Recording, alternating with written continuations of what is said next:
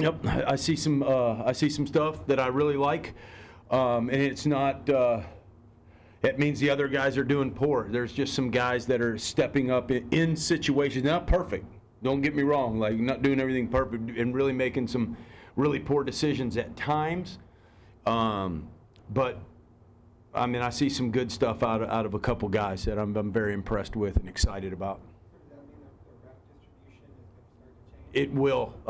Probably the last 2 practices might. Yep.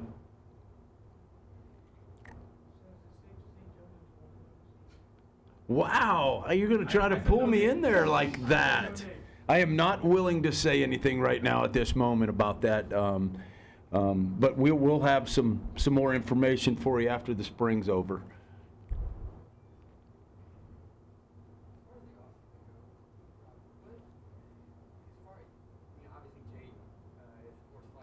Mm-hmm. It's a good question. I just talked to Coach Joe Conley about that the other day, and now that I'm getting up there in age, I can't remember what he said. So, but no, I think that 10 pounds probably is totally realistic. I really do. He's already gained, I think, 10-ish, so maybe somewhere around there, 8-ish to 10 since he's been here. So I mean, you know, you're looking at possibly from when he came in until the start of the season, he could be 15 to 20 pounds heavier, which is great, and that's, you know, that's a good pace to be on. I think he's listed at 180 right now. Is he around 180? You know how rosters are.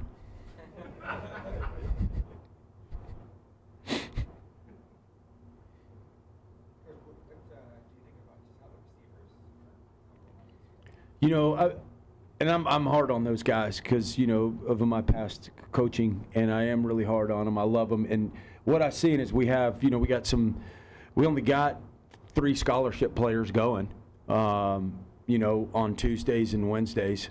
And so the rest of the guys are guys that are not on scholarship and really trying extremely hard to get a scholarship.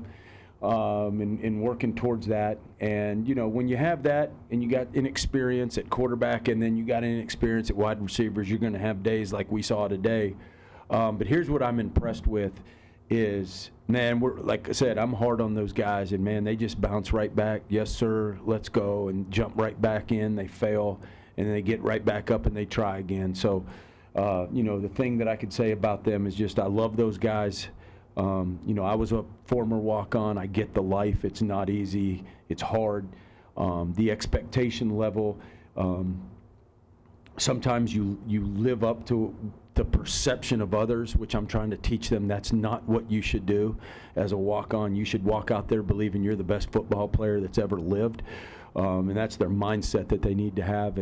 And so that's just what I expect out of them. And so it's going to be a process. I'm very pleased, though, with the attention to that they're trying to do. Frank Darby, in particular, with he's got such a big play capability. If you can kind of broaden his game out a little bit more, how's he doing? That's exactly right. There was a day that Frank had a couple, I can't remember. You guys might remember. He had a really good one-on-ones. And it was really good. And when Frank gets that confidence, and he relies on his quickness and his speed, and has a good pre-snap thought process of what he's going to do when the ball is snapped, then he's at his best. It's when, and all players are like this.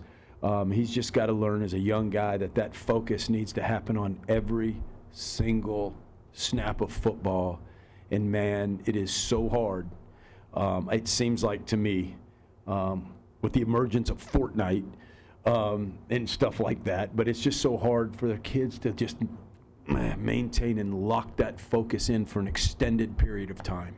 Kind of piggyback off that too, how do you feel that, again, the secondary, a little more veteran, but walk-ons, even the receivers, how are they responding to the challenge that the secondary is giving them, but also how are they improving from that?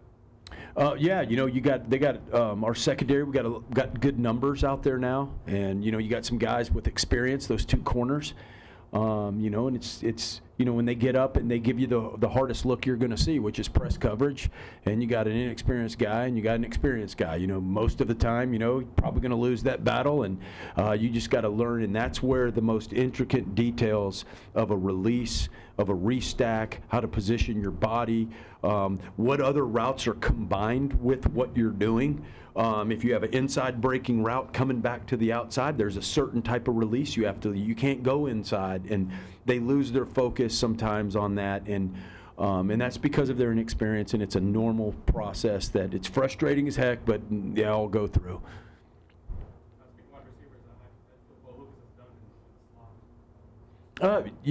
Today he kind of had a little struggle today, but up till today I was extremely proud of him, and I'm still proud of him, love him.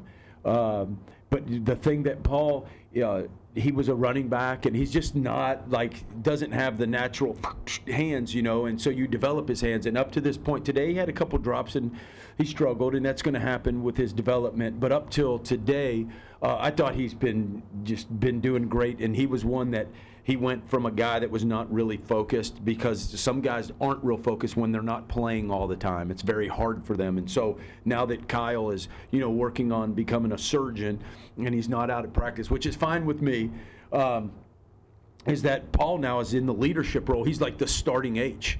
And so a lot is demanded from him. A lot is expected from him. We've put a lot on his shoulders. And it ran together a little bit on him today. But up to this point, he's been doing really well. I've been very pleased with him. You could get Newsom and Humphrey. Are you so optimistic that they can bring some stuff to the table? Yes. Yeah, because Ryan Newsom, so you got two guys that have elite something that they do. You have Ryan Newsom, he's the quickest guy we have on our football team. I mean, and it's not even close. I mean, he's got Julian Edelman quickness type stuff to him. His biggest thing is he's just, he's been injured a lot. And I mean, you got to practice, and when he's out there and when he's fine and when he's healthy, he's going to help us. Same thing, John Humphrey's probably the fastest guy we have on our team. All right, and so you saw 2 years ago he caught, 3 touchdowns in the spring game. So we saw what he's capable of doing, and for some reason, he's just been not healthy. And so I know what those guys could bring to the table, but until that they could prove that they can be out there on the practice field over an extended period of time, then you just, it's tough to go, in the future we'll do this. Well, they got to prove that. And it's not their fault. It's nobody's fault, man. It just happens, It's not unusual for offensive linemen to take long to develop compared to other That's right. positions on offense. With that being said, the rate of development of Ralph Frias from last year to this year, what have you seen? Just quickness, and understanding, and going against our defense now, if you don't know what's going on and have a great understanding of defensive structure, you have no shot against this defense, none, as a young, experienced offensive lineman. They never stand still. They're always moving. They're always blitzing somebody somewhere. So you learn at an early age. Now, does it impede their development a little bit? Yeah, probably, because they don't get used to base blocking a 5 technique, base double teaming a 3 technique.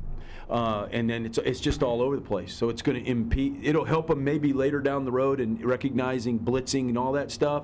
But it is tough. It's tough for their development, like your normal double teams and things like that. But the guy that I've been extremely impressed with up there is Donovan West.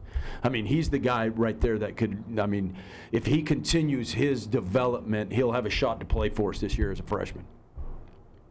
In some, not starting right now, but you know what I'm talking about. He'll have a chance to contribute.